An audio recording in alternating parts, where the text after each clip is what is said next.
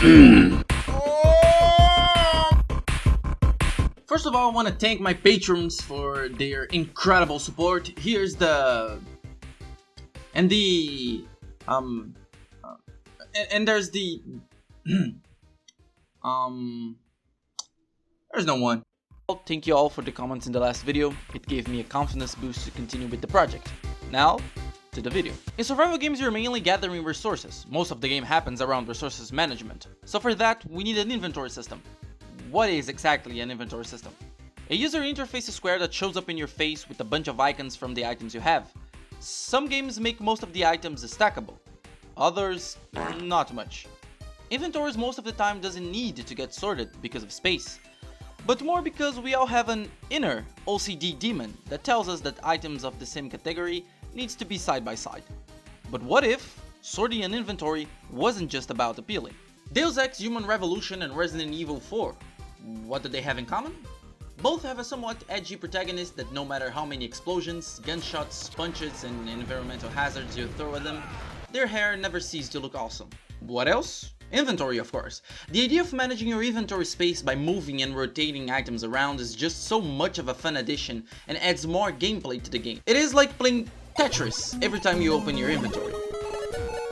Day 1. New UI system. Unity has changed its UI system. Now there's no need to have a big ass square showing the UI floating in the endless void of the Unity workspace. I spent the whole day trying to understand how it works, and it is pretty straightforward. You design your UI like coding a web page using a markup language for the layout and a style sheet for the appearance. So far, so good, until I realized that making it responsive is tricky, so I decided to stick with the older UI system because of time. Day 2. First steps. Again, calling upon the aid of good artists, I downloaded some pixel art UI sprites and set up a grid inventory and an icon template. Dividing the inventory system into steps made things easier for me, so I began with the item moving. Easy peasy. Didn't struggle with that one. Click to select, WASD to move the icon around, and that's it. Now to inventory logic. Make it knows how many slots it has. Check for any available slots and then add the item. Progress on day 2 took me about 6 hours to complete, and everything was just fun and games. No pun intended. Day 3. Descending into madness. I woke up confident, I grabbed my coffee and started working on the icon's rotation, thinking that it would be as smooth as it was the day before. And oh boy, was I wrong. 4 cups of coffee in and I had nothing but a buggy icon rotation system. Rotating objects by their pivots was easy, I could do that. In fact, I considered doing that. But no, I told myself that I wanted a system as similar as possible to RE4, and so I continued. Day 4. Acceptance. Spending 6 hours programming something for then to realize it was a bad code with bad design choices is not a good experience. I spent about an hour just looking through my code thinking, well, that sucks. Then finally accepting.